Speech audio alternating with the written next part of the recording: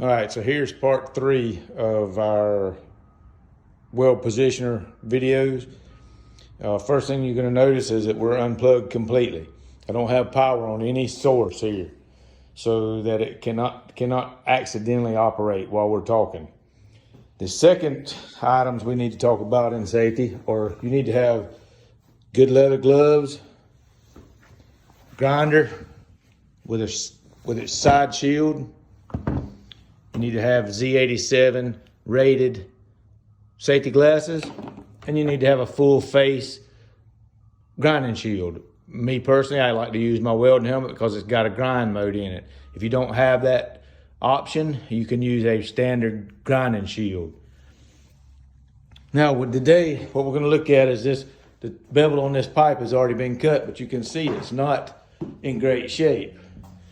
It's almost there, but it needs some work done to it. So we're going to use our positioner to grind this down smooth. One of the things we're going to look for is, you always talk about how much you do this cleanup. Your cleanup is, you want to take it 1 inch below your haz area. And if you can look, your heat affected zone is around right there due to the thermal cut in the torch. So we're going to come about 1 inch below that, make us a new mark. The way we're going to do that is take our handy measurement device. We're at 1 inch from there, so we're roughly a 1/4 inch. So see, we're a good inch from that marker. We're going to do that mark all the way around our piece of pipe. And then we're going to position this pipe, plug it up, and then we're going to rock and roll. So let's see the last of that for right now.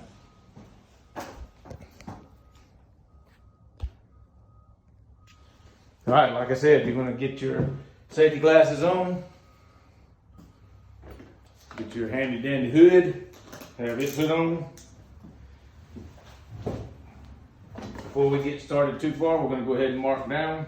Then like I said, I'm marking up roughly 1 inch below that haz line.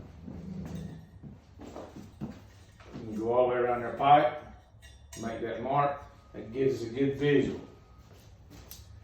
Putting this out to the side, get our gloves on, get everything plugged up, make sure you don't have stuff that's in your foot. With this operation, we're going to use the foot pedal. So I'm going to plug my foot pedal in.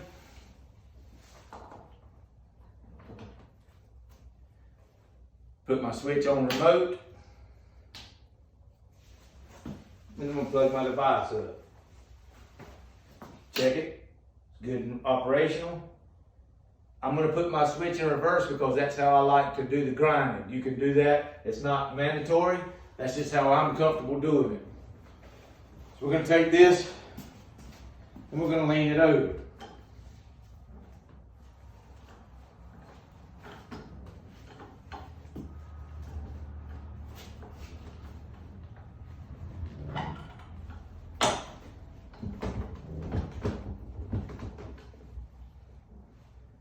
I like to get about right there where I'm good.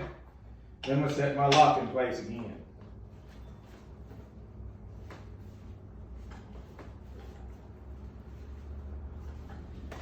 It's nice and secure.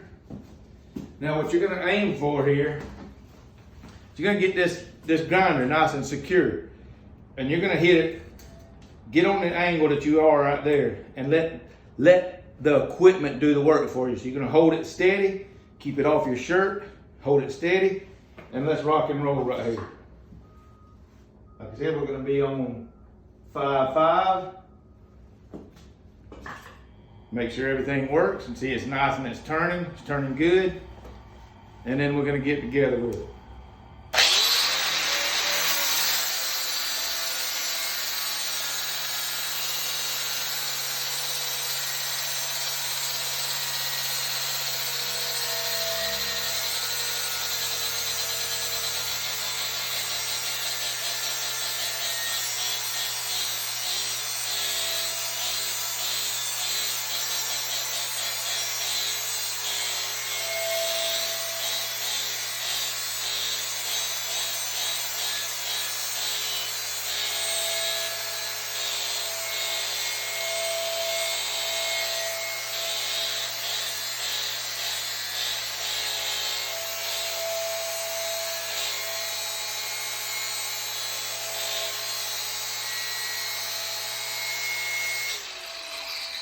take a look at it.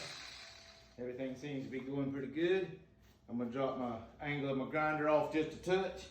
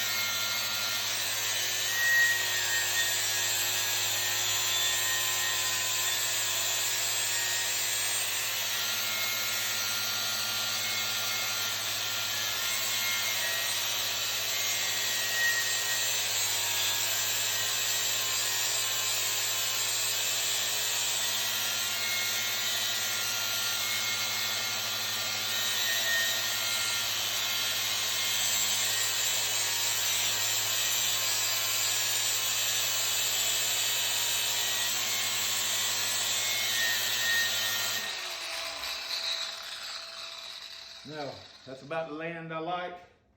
If you listen to the old schoolers, they'll call it a dime gap nickel land. It's about a nickel size, probably a little more than 30 seconds. The other thing I like to do now is I'll clean out the outside and the inside. So doing the inside, we'll start it again.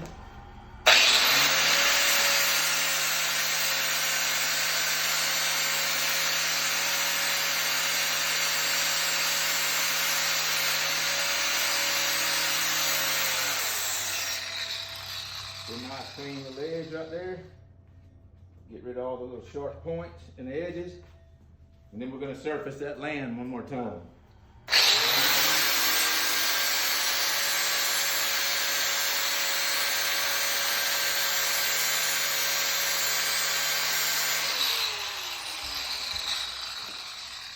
Come down to the edge outside. Then we're going to just let our grinder do the work. You notice I'm not putting a lot of pressure on nothing. I'm letting my tools do the job. Work smart, not hard, I was always told.